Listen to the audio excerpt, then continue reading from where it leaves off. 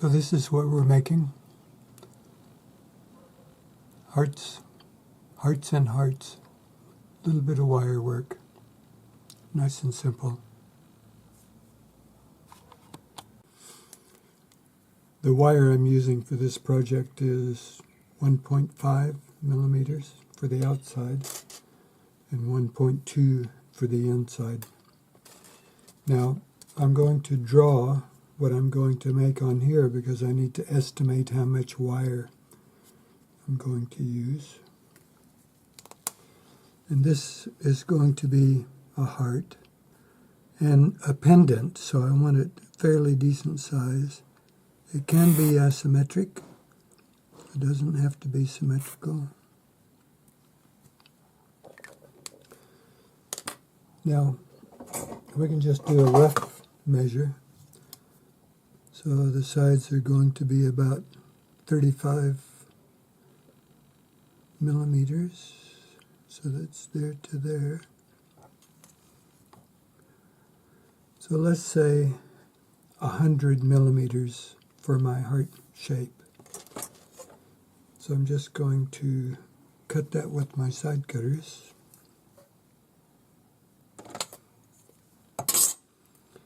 And 100 millimeters is 4 inches in the old money. I always check. I have one of these rulers that has centimeters on one side and inches on the other. Makes it quite handy. Although I don't use imperial measure anymore. I'm used to it. I can use it. So once we have our wire cut, we're going to mark it for the middle.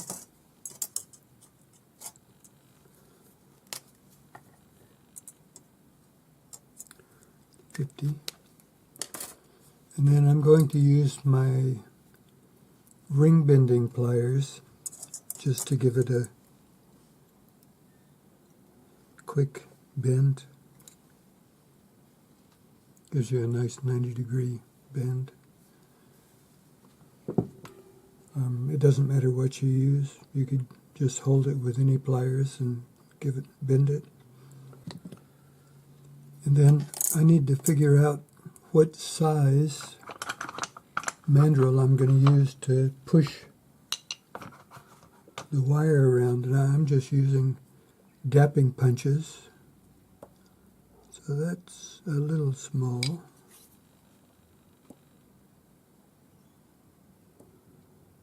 That's not bad. So that is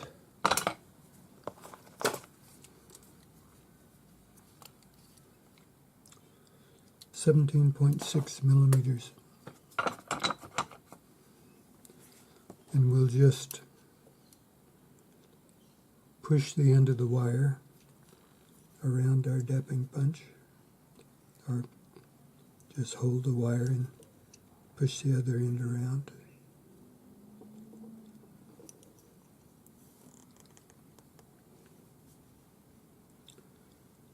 And then the same thing on the other side.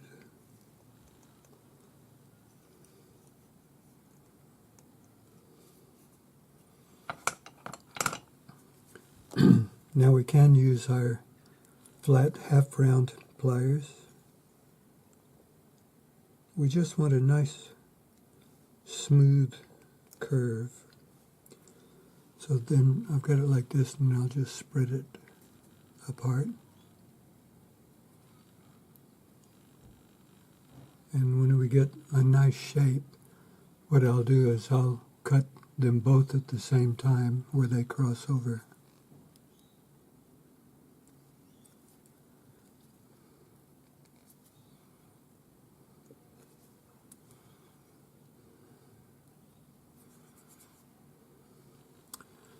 So you can see that there's not a lot of wire there, but if I cut them both at the same time, it'll have a perfect join.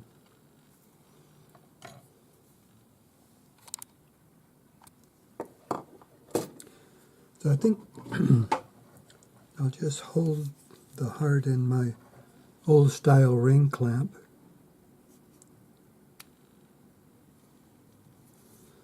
And that way it'll hold these two ends so that I can just cut at the same time and not have to worry about it spreading apart.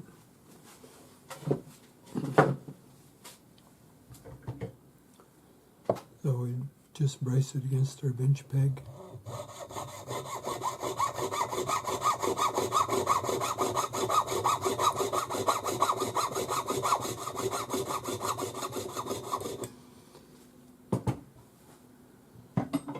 Dull saw.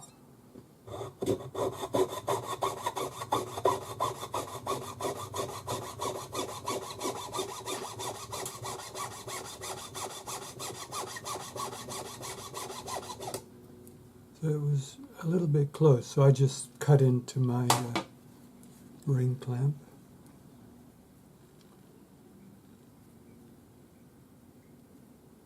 And you can see we now have a nice join. It didn't quite go all the way through that one. There.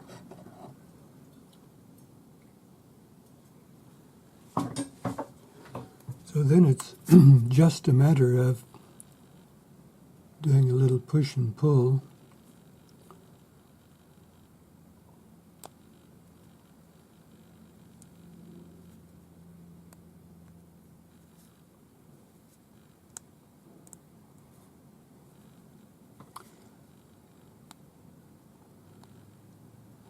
And now you can see we have a perfect join for soldering, and that's the next step.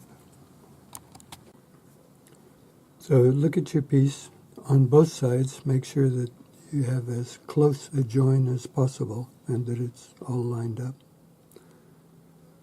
Then we're just going to place it on a charcoal block. Actually, a soldering pad, soldering block, it doesn't have to be charcoal.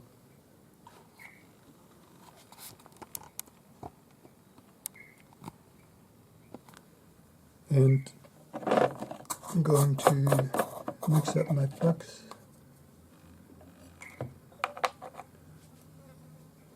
Now, this is a Vegemite jar. I like the glass jar better than the plastic.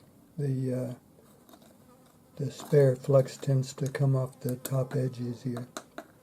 So we mix it up to just make sure that the water is incorporated into the borax and boric acid. We're just going to flux the join. You don't need a huge amount of flux. And I'm going to use a 3mm long piece of hard solder placed with the flex brush. Put it right in the join. We have a fly helping out.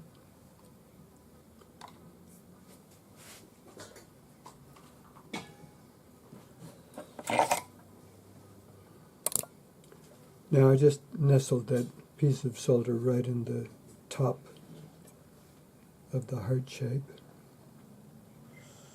We get our neutral flame, and slowly at first, from a distance, we're just going to warm up our flux until it dries out, and it'll be kind of a crusty white. When it's dry, the solder may move. You just push it in place with your solder pick. Then we get a little bit closer and then just circle that area because we want everything the same temperature. Then the flux will go clear, the solder will flow, you have a nice join. And just have a look at the other side.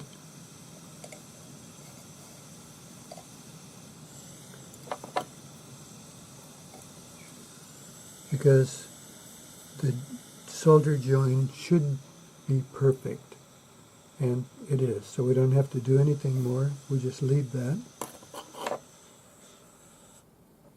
We'll quench it to make sure we can handle it, and then dry it. I'm not going to pickle it at this point. So now I have my heart that I've soldered here next to my pattern, and I'm going to take some of my 1.2mm wire and make a couple of smaller hearts to fit on the inside. Now the big one was 100 millimeters.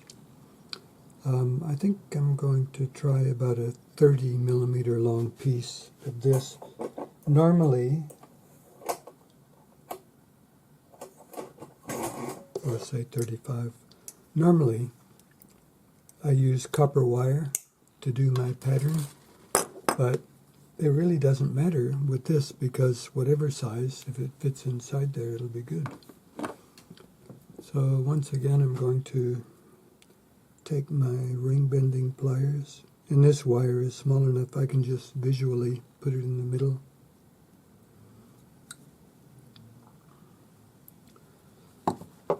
Bend it, and for this one I'm just going to use my flat half round pliers.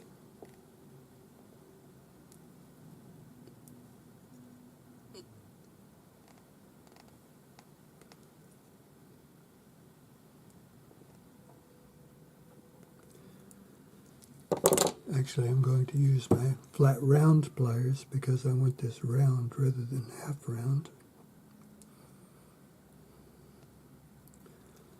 So I'm just going to keep bending until the wires cross over like the other one. So that's a small heart, and we can see that it will fit inside quite easily. So I'm going to do 2 more because they'll fill up this space. You can do as many or as few as you like. You don't even have to do 1. So we're going to cut these the same way we cut the big one and solder it. And we'll solder all 3 of them, and then we'll place them and solder them in place. So I cut 2 more pieces, 35 millimeters long.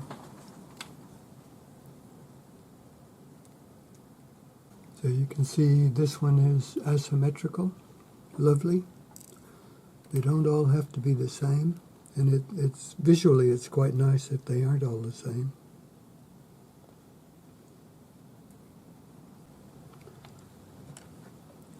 So now it's a matter of just cutting through these, and these are small enough. I'm not going to put them in the ring clamp. I'm just going to hold them against the edge of my peg.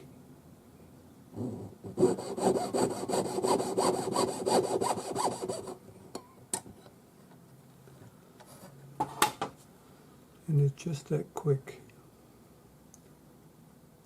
Then line them up. Look at both the front and the back, because it's working with wire, it's easy to get it so that one side looks good and the other side's wonky. Lovely. So we'll do all 3. So you can see these are all ready to solder now. So I'm just going to put them on my charcoal block and do it. So I'm just going to put a little spot of flux on each one of those spots.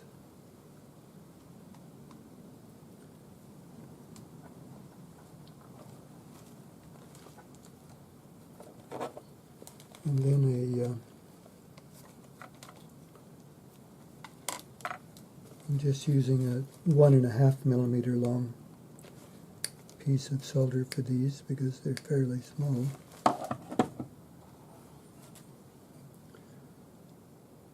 And once again, place it with the flux brush so that it's sitting right in that little spot.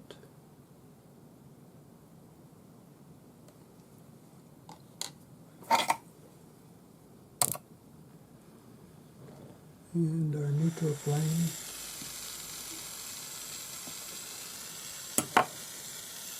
If you hear it hiss like that, it's usually too big a flame. so that's all right. Solder pick in hand, and when we're soldering, we're aware of our flame, so we don't want to heat anything that's away from the piece that we're trying to solder. So my flame is pretty much straight up and down. And then I'll go to the next one. And the next one. Lovely. Check the back, make sure that the solder flowed all the way through. Lovely. Yep. Great. So I'll quench these and then place them inside my other heart and just have a look. So I've just placed these inside the other heart, and you can shift them around, get them wherever you want them.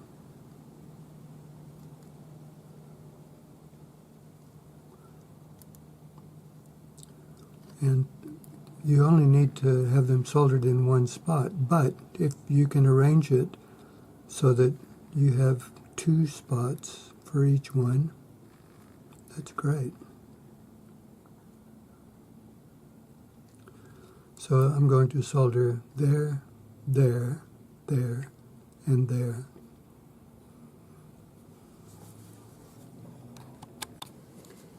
So we'll just flux where each one touches another one.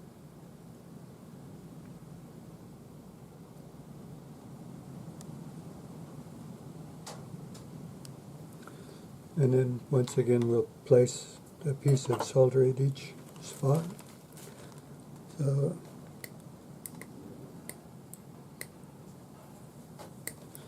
I'm using 2 millimeter long pieces of solder again.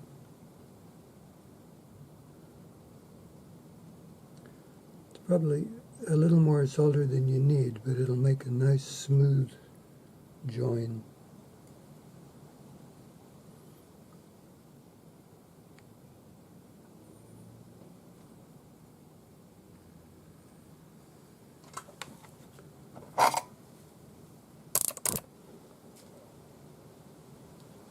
Neutral flame once again. Now you can use any torch for this, it's not critical. And I am using hard solder for all of these.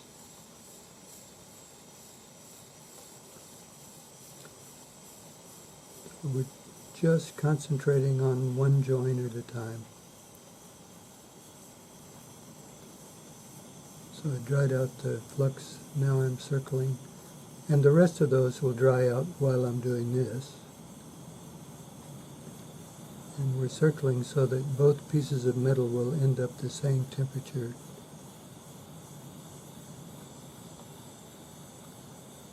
Nice.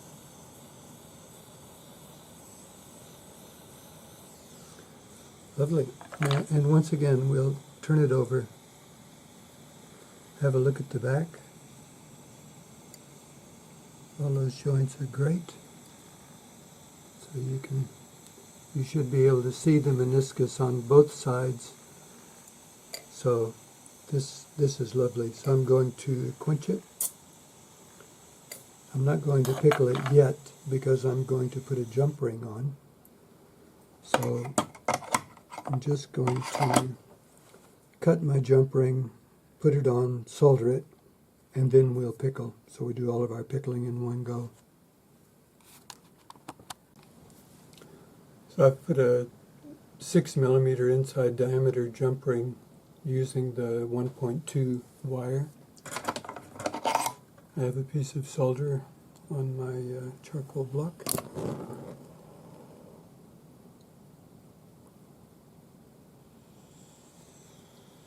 And when I'm doing jump rings, I heat the jump ring and then touch it with my flux brush. That way I'm sure that it covers completely. and I pick solder. So I pick up the solder with my solder pick, heat the join, place the solder. So now I'll quench this in water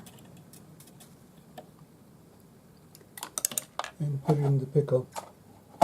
And the pickle I'm using is sodium bisulfite. So at this point, cover my flux, rinse out my flux brush, and it's quite easy to do. I just rinse it out in my quenching bowl and turn off my torches. And then once my piece finishes pickling, I'll rinse it and put it in a tumbler. Okay, we're out of the pickle. I've rinsed it off. Now have a good look at it, because if you did a proper job of the joins, you shouldn't have any cleanup. It should just be a matter of putting it in a tumbler. You could polish this on a Tripoli wheel, but it's just so much easier in a tumbler. So all I have to do now is hallmark it. And I'm going to hallmark it on the jump ring. That way it won't have any cleanup.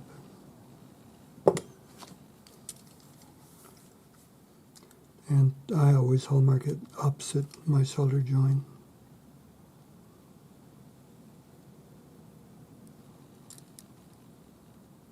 Done. So now in the tumbler. Okay, we're out of the tumbler. And we rinsed the soapy residue off. Now, there should be no front or back to this, and the way I place the hearts, it will only ever hang here or here. It won't turn upside down because there's a piece soldered on both sides. So that's it.